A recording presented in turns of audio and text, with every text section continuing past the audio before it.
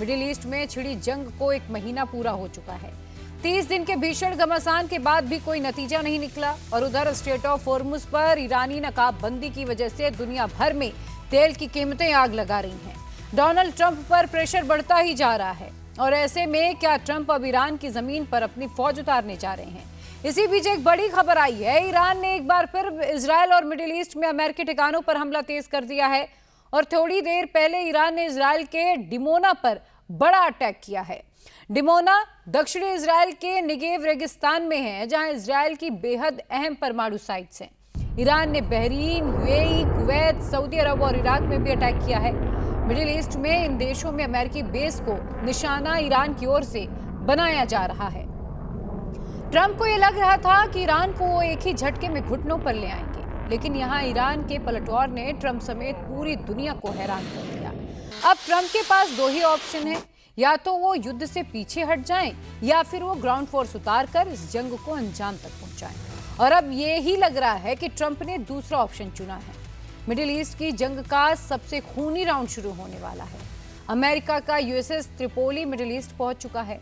3500 marine Hormuz पर कब्जा करने के लिए कभी भी ग्राउंड ऑपरेशन शुरू कर सकते हैं।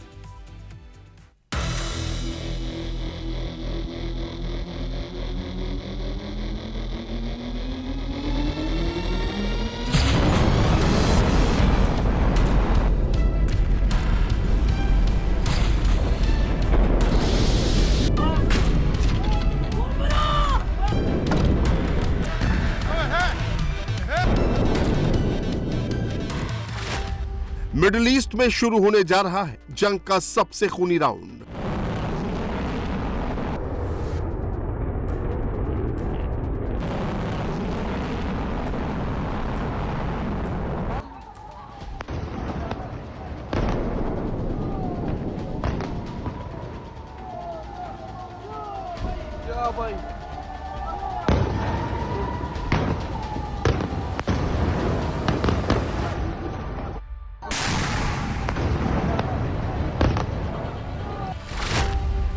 हॉर्मुज पर कब्जा करने के लिए ट्रंप उतारेंगे boots on the ground.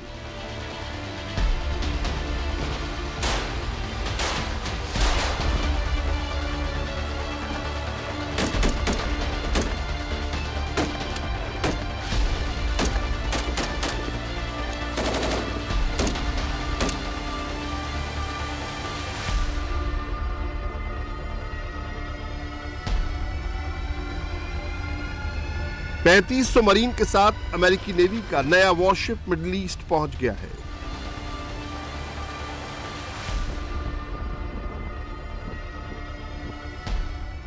Iran के खिलाफ किसी भी वक्त जमीनी हमला शुरू होने वाला है। क्या ट्रंप ने खार्ग आइलैंड पर कब्जा करने का ग्रीन सिग्नल दे दिया है? क्या स्ट्रेट ऑफ हॉर्मुज में घुसने के लिए अमेरिकी फौज तैयार है?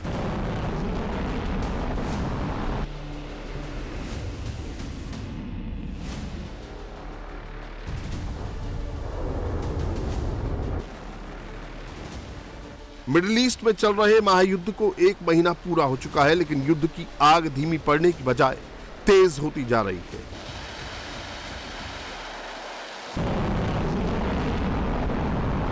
न ईरान झुक रहा है और न ही इजराइल और अमेरिका रुक रहा है। ये ईरान की राजधानी तेहरान की तस्वीरें हैं। इजराइल और अमेरिका ने तेहरान समेत ईरान के कई शहरों पर ताबड़तोड़ एयर स्ट्राइक की है।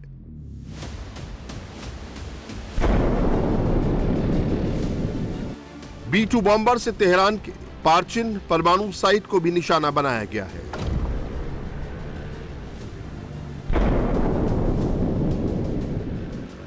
अमेरिका का कहना है कि वो 1 महीने के अंदर ईरान में 11,000 से ज्यादा टारगेट को हिट कर चुका है।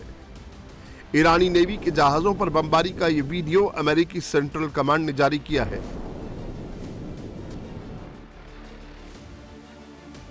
सेंट्रल कमांड दावा कर रहा है कि हॉर्मुज को खुलवाने के लिए वो लगातार ईरान के शिप्स को तबाह कर रहा है।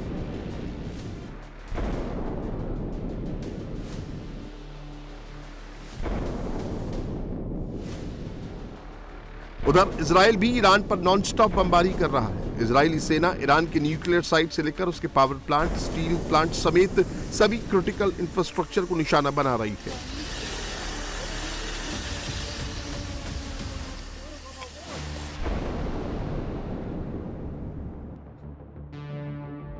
ये ईरान के बुशहर का मंजर है, जहां इजराइल ने एक बार फिर हवाई हमला किया है। बुशहर में ईरान का न्यूक्लियर पावर प्लांट है। इजराइल और अमेरिका ने यज़्द में ईरान के यूरेनियम प्रोसेसिंग साइट को भी टारगेट किया है।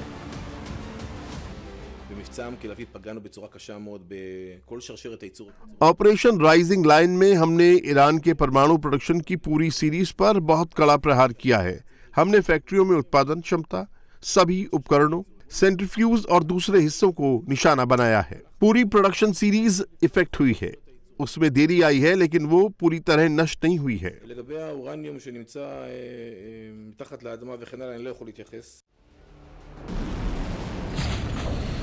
ईरान को झुकाने के लिए ट्रंप और नेतन्याहू एड़ी चोटी का जोर लगा रहे हैं। ये खुजेस्तान प्रांत के हफ्तगेल शहर की तस्वीरें हैं। इजराइल ने यहां एक अहम वाटर सप्लाई को निशाना बनाया है।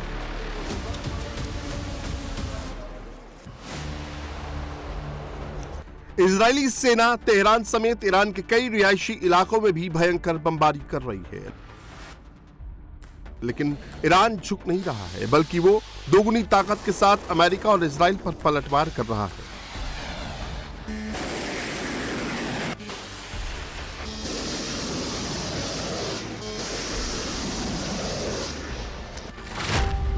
ईरान ने पिछले 24 घंटे में इजराइल समेत मिडिल ईस्ट के कई देशों पर हमले किए हैं। ईरानी मिसाइल और ड्रोन ने बहरीन, सऊदी, यूएई, इराक और कुवैत को दहला दिया है। ये इराक का इरबिल है, जिसे ईरान ने ड्रोन अटैक से दहला दिया है।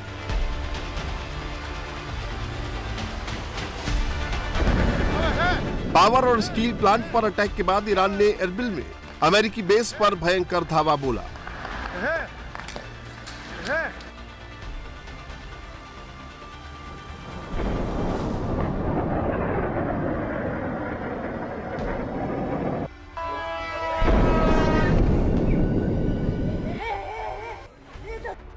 एरबिल में बेस की सुरक्षा में लगे अमेरिकी air defence system non-stop active हैं और हवा में ही ड्रोन को रोक रहे हैं। एरबिल की तरह इराक के बगदाद में भी ईरानी ड्रोन कहर मचा रहे हैं। चुन चुन कर अमेरिकी ठिकानों को निशाना बना रहे हैं।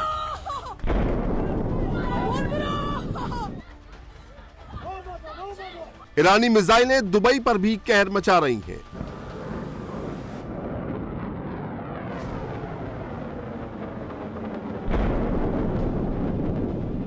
ईरान की बैलिस्टिक मिसाइल कुवैत में भी आग बरसा रही है।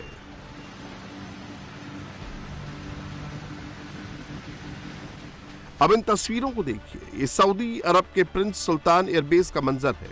सामने जो तबाह एयरक्राफ्ट नजर आ रहा है, वो कोई मामूली विमान नहीं, बल्कि अमेरिका का E-3 अवाक्स यानी airborne warning and control system है।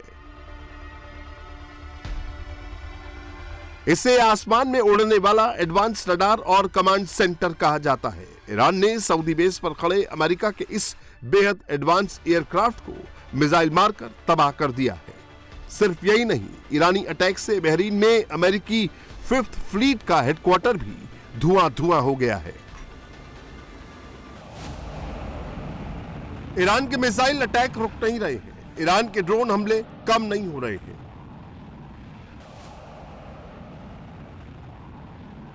ईरान की मिसाइलें इजराइल पर मौत बनकर बरस रही हैं।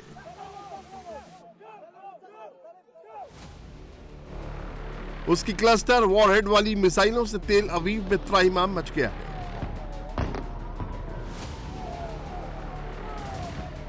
ईरान ने इजराइल के नेगेव पर भी अटैक किया। नेगेव में इजराइल की अहम परमाणु साइट मौजूद है।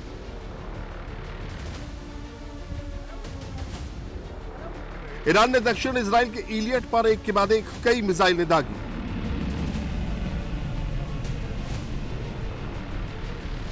ईरान का कहना है कि लाल सागर के पास इलियट में उसने इजराइल के अहम मिलिट्री साइट को टारगेट किया है।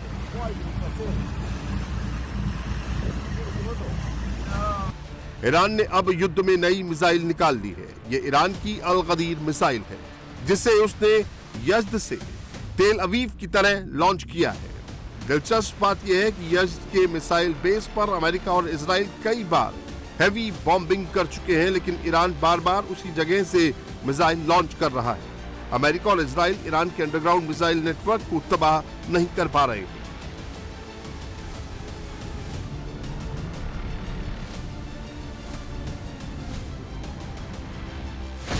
यानी ईरान रुकने का नाम नहीं ले रहा है। सवाल यह है कि क्या ईरान के खिलाफ युद्ध छेड़कर ट्रंप फंस गए हैं? क्या ट्रंप युद्ध से निकलने का बहाना ढूंढ रहे हैं, या फिर ट्रंप अब ईरान को पूरी तरह से तबाह करके ही दम लेंगे? ईरान के खिलाफ जारी युद्ध के बीच अमेरिका का एक और जंगी जहाज यूएसएस त्रिपोली मिडिल ईस्ट पहुंच चुका है। अमेरिकी सेंट्रल कमांड यानी सेंटकॉम के मुताबिक 3500 एक्स्ट्रा सैनिक यूएसएस त्रिपोली वॉरशिप के जरिए मिडिल ईस्ट भेजे गए हैं। ये सैनिक 31वीं मरीन एक्सपेडिशनरी यूनिट का हिस्सा है। उनके साथ बड़े पैमाने पर लड़ाकू विमान और हथियार भी भेजे गए हैं। ये मरीन मिडिल ईस्ट में पहले से तैनात 50,000 सैनिकों की टुकड़ी में शामिल हो गए।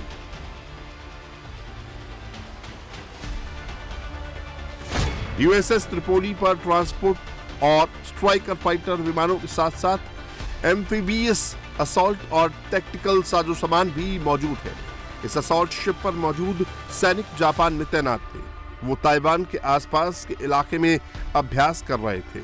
2 हफ्ते पहले उन्हें मिडिल ईस्ट में तैनात होने का आदेश मिला। त्रिपोली के अलावा यूएसएस बॉक्सर और 2 और जहाजों को भी एक और मरीन यूनिट के साथ सैन डिएगो से मिडिल ईस्ट जाने का ऑर्डर दिया गया है।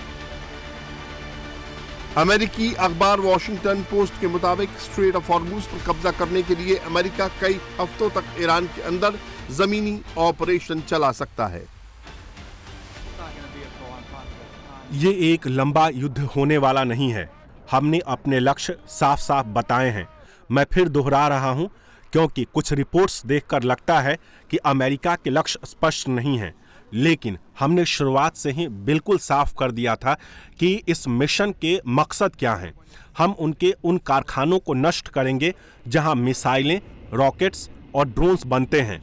हम उनकी नौसेना को नष्ट करेंगे, हम उनकी वायु सेना को खत्म करेंगे और हम उनके मिसाइल लॉन्चरों को इतनी बड़ी मात्रा में नष्ट करेंगे कि वे कभी इनके पीछे छिपकर परमाणु हथियार हासिल न कर सकें। और हम इन सभी लक्ष्यों को हासिल कर सकते हैं और कर रहे हैं। ज़्यादातर मामलों में हम तय समय से आगे हैं और हम यह सब बिना ज़मीनी सैनिकों के भी कर सकते हैं। यानी आने वाले दिनों में अमेरिका की फौज जमीन पर उतरेगी और हॉर्मुज पर कब्जे की जंग लड़ेगी। हालांकि ईरान पहले ही कह चुका है कि अमेरिका ने अगर ये गलती की तो अंजाम बुरा होगा। उसका कोई भी सैनिक जिंदा बचकर वापस नहीं जा पाए। किसी भी तरह का अमेरिकी ग्राउंड ऑपरेशन शुरू होते ही ईरान न सिर्फ स्ट्रेट ऑफ हॉर्मुज पूरी तरह से बंद कर देगा, बल्कि रेड सी में हुती विद्रोही भी बाब अल मंदेब पर नाकाबंदी कर देंगे। बाब अल मंदेब दुनिया के सबसे बड़े सी ट्रेड रूट में से एक है। इसके बंद होने पर ग्लोबल इकोनॉमी की कमर टूट सकती है।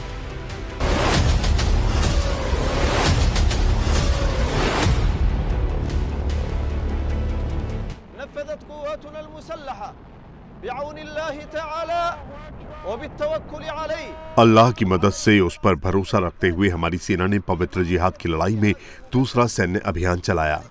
इसमें क्रूज मिसाइलों और ड्रोन के जरिए दक्षिणी कब्जे वाले फिलिस्तीन में इजराइल के कई अहम और सैन्य ठिकानों को निशाना बनाया गया। ये कार्रवाई उसी समय हुई जब हमारे साथी ईरान और लेबनान में हिजबुल्लाह भी सैन्य अभियान चला रहे थे, और अल्लाह की कृपा से ये अपने लक्ष्य हासिल करने में सफल रहे। यमनी सेना आने वाले दिनों में भी अल्लाह की मदद से अपने सैन्य अभियान जारी रखेगी, जब तक कि दुश्मन अपने हमले और आक्रामकता बंद नहीं कर देता।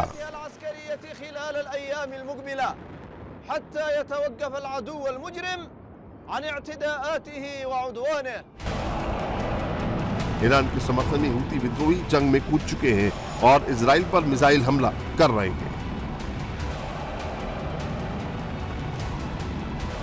यानी अगले 24 घंटे मिडिल ईस्ट के लिए बेहद अहम है। या तो ट्रंप जंग से पीछे हटेंगे या फिर हॉर्मुज के लिए सबसे खूनी जंग होगी।